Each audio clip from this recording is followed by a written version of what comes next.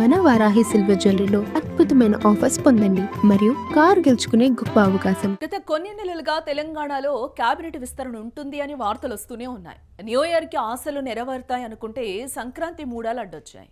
ఆ తర్వాత పంచాయతీ ఎలక్షన్స్, ఇప్పుడు చూస్తే 5 రాష్ట్రాల ఎన్నికలు, ఇలా ఏదో ఒక అడ్డంకి వస్తూనే ఉంది. బట్ ఇప్పుడు ఈ 5 స్టేట్స్ ఎలక్షన్స్ అయిపోగానే ముఖ్యమంత్రి రేవంత్ రెడ్డి కేబినెట్ ను విస్తరిస్తారనే చర్చ అయితే మొదలైంది.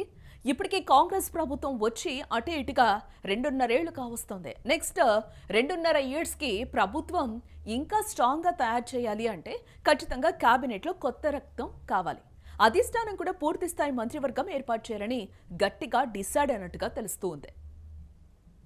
ఇప్పుడు రేవంత్ రెడ్డి ముందే ఉన్న అతిపెద్ద సవాల్ ఏంటంటే కేబినెట్లో ఖాళీగా ఉన్నవి కేవలం 2 భర్తలు మాత్రమే.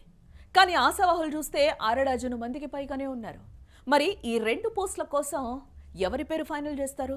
ఇక్కడే ఒక పెద్ద సస్పెన్స్ నెలకొనుంది. కేవలం విస్తరణ వరకే పరిమితం అవుతారా, లేక ప్రక్షాళన చేసి ఇప్పుడున్న కొందరు మంత్రులను తప్పించి కొత్త వారికి ఛాన్స్ ఇస్తారా? కేవలం 2 భర్తలు మాత్రమే ఫిల్ చేస్తే మిగతా ఆశావాహులు ఎలా సంతృప్తి పరుస్తారు అనేది ఇప్పుడు గాంధీ భవన్లో హాట్ టాపిక్ గా మారింది. కేబినెట్ విస్తరణ నేపథ్యంలో ఇప్పుడు కొత్తగా 2 పేర్లు బలంగా వినిపిస్తున్నాయి. బీసీ కోటాలో రాములమ్మ, ఓసీ కోటాలో కోమటిరెడ్డి రాజగోపాల్ రెడ్డి తీవ్రంగా ప్రయత్నిస్తున్నట్టు తెలుస్తోంది. ఇద్దరు ఫైర్ బ్రాండ్స్, ఇద్దరు బీఆర్ఎస్ మీద నిప్పులు జరుగుతూ ఉంటారు.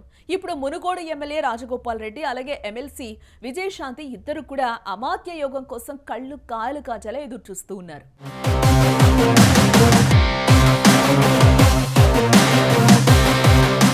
కానీ ఇక్కడ ఒక పెద్ద ట్విస్ట్ ఉంది.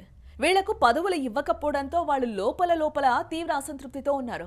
సమయం దొరికినప్పుడల్లా మండల్లో రాములమ్మ, అసెంబ్లీలో రాజగోపాల్ రెడ్డి సొంత ప్రభుత్వాన్ని ఇరకాటంలో పెట్టే కామెంట్స్ అయితే చేస్తూ ఉన్నారు. వీళ్ళ అసంతృప్తి చల్లార్చాలి అంటే ఖచ్చితంగా పదవి ఇవ్వాల్సిందే అని హస్తం పార్టీ పెద్దలు భావిస్తున్నారు.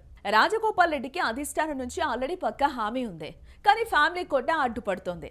ఇంకోవైపు బీఆర్ఎస్ మీద బాణాలు వెయ్యాలి అంటే లేడీ ఫైర్ బ్రాండ్ గా విజయశాంతి కేబినెట్ లో ఉండాలి అని గట్టి చర్చ అయితే నడుస్తోంది. వీళ్ళు మాత్రమే కాదు, పోటీలో ఇంకా చాలా మంది తలపండిన నేతలు కూడా ఉన్నారు. మల్లెడ్డి రంగారెడ్డి అమాత్య యోగం కోసం గట్టిగానే పట్టుబడుతూ ఉన్నారు. ఇంకా బీసీ వర్గం నుంచి పీసీసీ చీఫ్ మహేష్ గౌడ్ పేరు కూడా ప్రధానంగా చర్చకొస్తూ ఉంది. ఇక గవర్నమెంట్ విప్స్ గా పనిచేస్తున్న ఆది శ్రీనివాసు, బీర్ల ఐలయ్య కూడా ప్రమోషన్ కోసం వెయిట్ చేస్తున్నారు. మున్నూరు కాపు వర్గం నుంచి ఆది శ్రీనివాస్, యాదవ్ వర్గం నుంచి బీర్ల ఐలయ్య తమకు కేబినెట్ లో చోటు కల్పించాలి అని కోరుతున్నారు. కానీ కేవలం 2 పోస్టులు మాత్రమే ఫిల్ చేస్తే వీళ్ళకు ఛాన్స్ రాకపోవచ్చు. అందుకే వీళ్ళంతా కేబినెట్ రీషఫుల్ జరిగితే బాగుండు అని కోరుకుంటూ ఉన్నారు.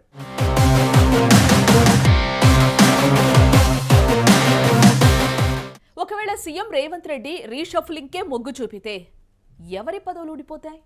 ఇప్పుడు కొంతమంది మంత్రులు పర్ఫార్మెన్స్ మీద సీఎం తీవ్ర అసంతృప్తిగా ఉన్నారని టాక్ అయితే వినిపిస్తుంది. వాళ్ళ పోర్ట్ఫోలియోలు మార్చడమా, లేక డైరెక్ట్ గా కేబినెట్ నుంచి తీసేసి కొత్త వారికి ఛాన్స్ ఇస్తారా? ఇప్పటికే చాలా మంది నేతలు ఢిల్లీ లెవెల్లో లాబియింగ్ చేస్తూ ఉన్నారు.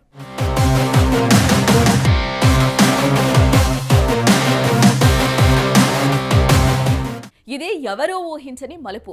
5 స్టేట్స్ ఎలక్షన్స్ రిజల్ట్ తర్వాత కేరళ లాంటి రాష్ట్రాల నుంచి అధిష్టానం లీడర్స్ ఫ్రీ అయ్యాక ఈ కొత్త కేబినెట్ లిస్ట్ బయటకు వస్తుందనే చర్చ అయితే నడుస్తోంది. కొందరు పదవులు ఊడతాయని, మరి కొందరు కొత్త వారికి భర్తలు దొరుకుతాయని చర్చ కూడా నడుస్తోంది. చూడాలి రేవంత్ కొత్త టీంలో ఎవరు చేరుతారో మరి.